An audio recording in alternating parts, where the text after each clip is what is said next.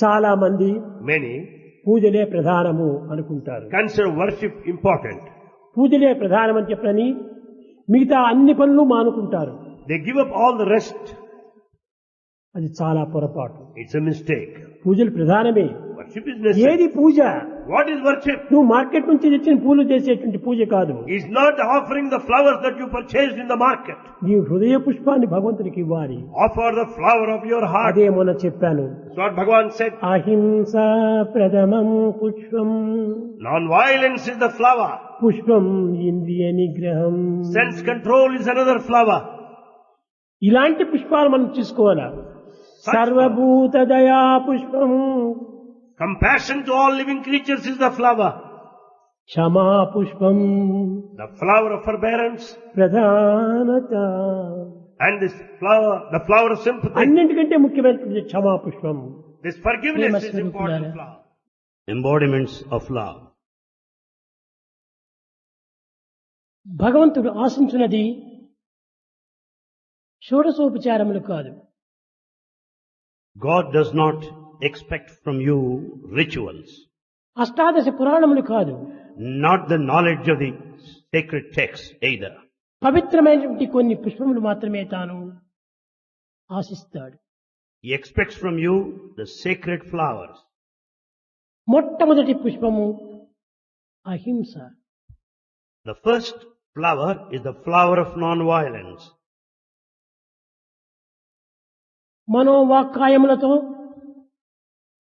ఎట్టి ప్రాణులను ఎట్టి జీవులను హింసించకుండా ఉండటమే అహింస. Non-violence meant not hurting any living creature, either by thought, word or deed. రెండవది పుష్పం ఇంద్రియ నిగ్రహం.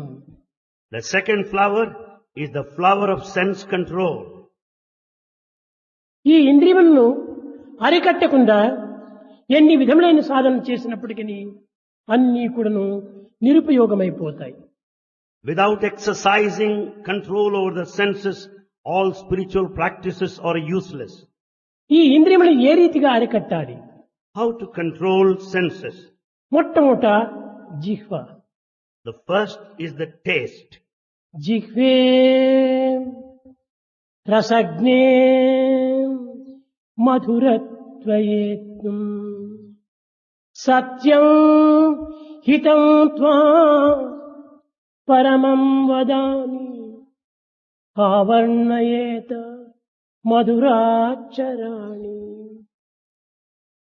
ఈ జిహ్వకు అనేక రుచులు అలవడిపోయినాయి. The tongue is used to different tastes. అట్టి జిహ్వను మనం అరికట్టడానికి ప్రయత్నించాలి. We have to control our tongue. హే జిహ్వా,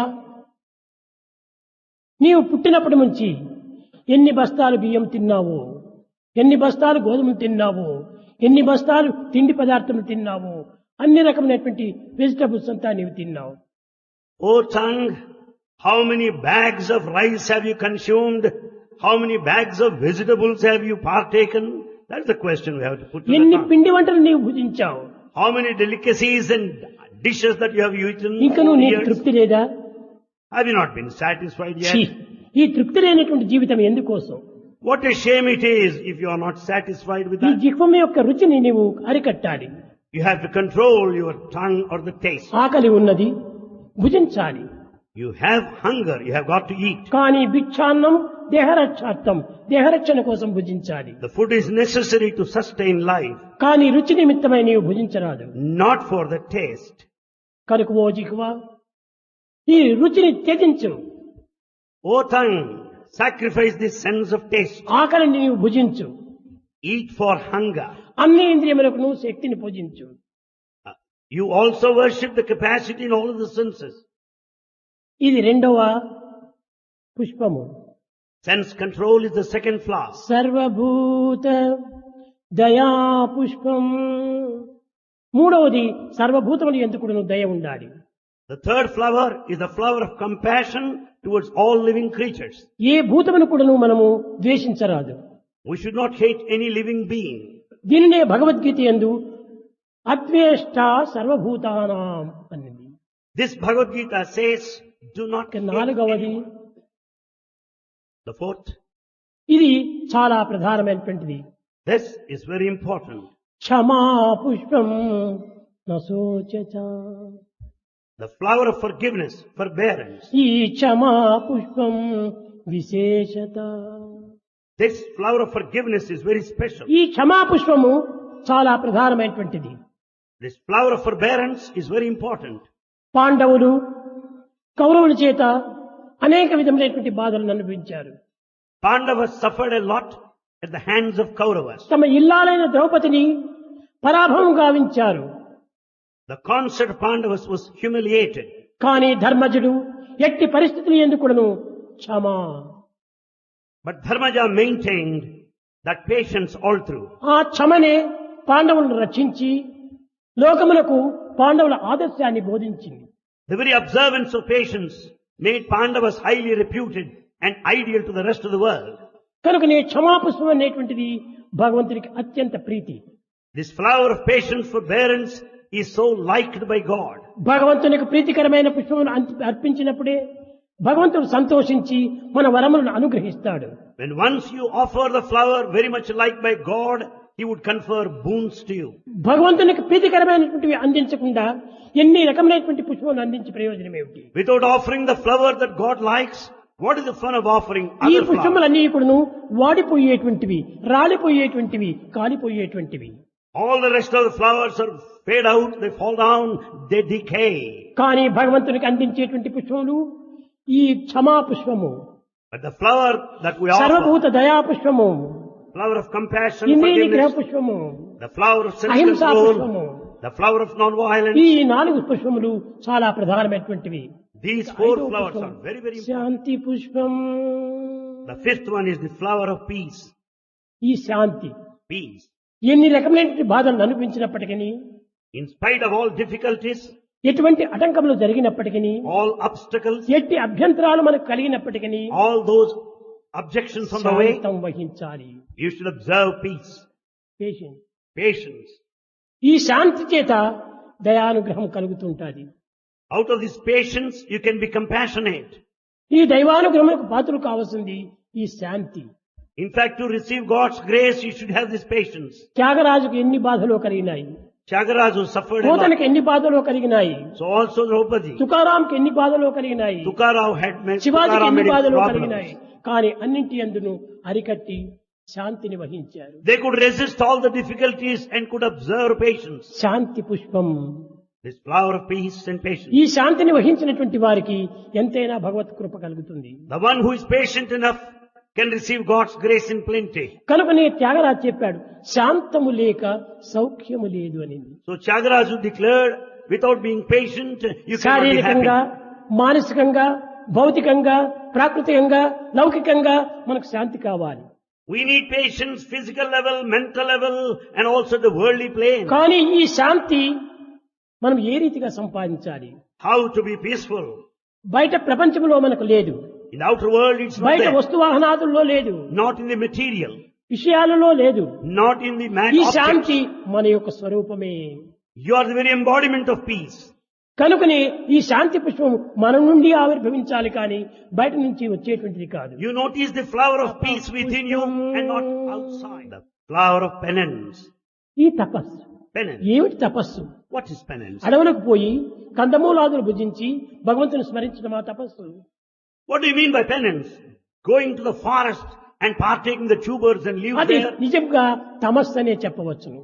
It is not tapas penance, but it is tamas తపస్సు అనగా darkness. ఏమిటి? అన్నింటి ఎందుకును తాను ప్రతిదానికి కూడాను సిద్ధముగా ఉండాలి. Tapas penance meant readiness for everything. ఈ యొక్క 3 ఇంద్రియములు కూడాను ఒక్క రీతిగా అరికట్టాలి. One should exercise control over the senses. తపస్సు అంటే కేవలం మనోవాక్కాయముల చేత కలిగేటువంటి ఉద్రేకాన్ని మనం అరికట్టాలి. Penance meant controlling all the kinds of సత్వరజో agitation. తమో గుణములతో ఏర్పడేటువంటి యొక్క ఆవేశాన్ని మనం అరికట్టాలి. We should control all the agitations and the disturbances of the mental సాత్వికమైన, level. రాజసికమైన, తామసికమైన కూడాను ఏకభావంతో చూడాలి. We should have that equanimity in all moments of inertia, the passion. నిరంతరం కూడాను మన మనసును దైవం నందుంచాలి. We should concentrate on God all the time. అలాంటి హృదయం కలిగినటువంటి వాడే మానవుడు. He is the true man if he జ్ఞాన పుష్పం concentrates. The flower of ఇది meditation. 7వది.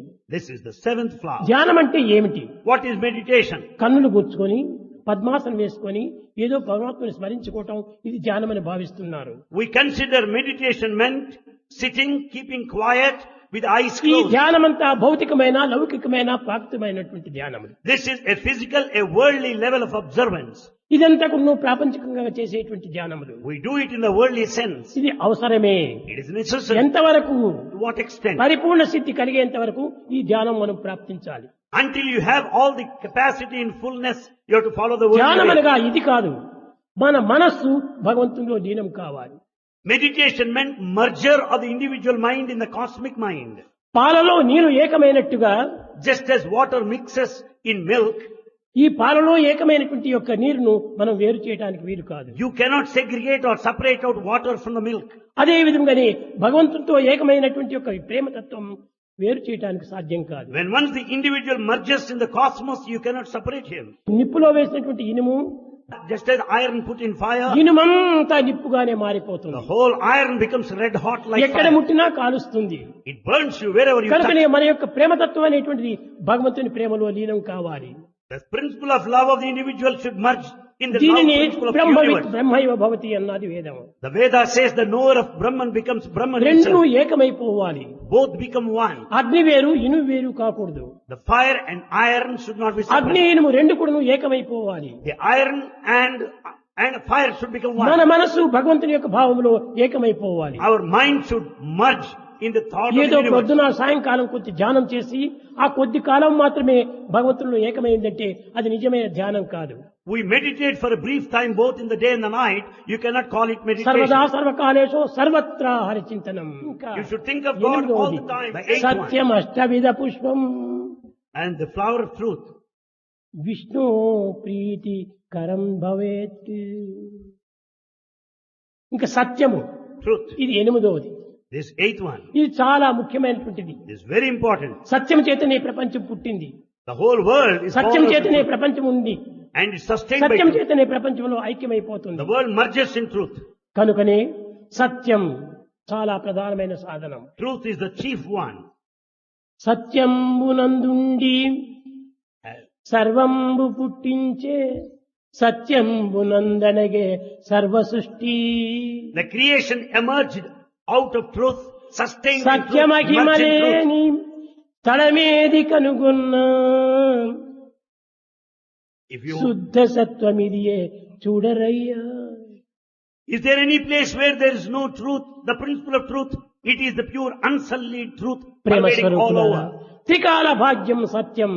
The truth remains the same in all the ఎప్పటికీ phases of time. మారనటువంటిది Satyam. You cannot divide it. ఎప్పటికీ ఉండునటువంటిది సత్యం. It is total existence. సర్వము అంతర్ధానమైనప్పటికీ సత్యం మాత్రం శాశ్వతంగా ఉంటుంది. Everything might vanish, but the truth ఆ remains. సత్యమే భగవంతుడు. The truth is God. కనుకనే truth is God. Truth is God. Live in truth. Live in truth. ఆ సత్యంలోనే మనం జీవించాలి. We have to live in truth. సత్యంతోనే మనం బ్రతకాలి. And we have to live in Satyam నందే అంత్యమైపోవాలి. and we have to end in truth. కనుక ఇట్టి సత్యం అనేటువంటిది అష్టవిధ పుష్పము. This truth is the eighth flower. కనుక ఇలాంటి పుష్పముల చేత మనం భగవంతుని పూజించినప్పుడు భగవంతుడు ప్రీతికరంగా అందుకుంటాడు. God receives these offerings of flowers of this sort. ఇంకా ఎట్టి పుష్పమును కూడా భగవంతుడు ఆశించడు. God does not expect any other flower other than these.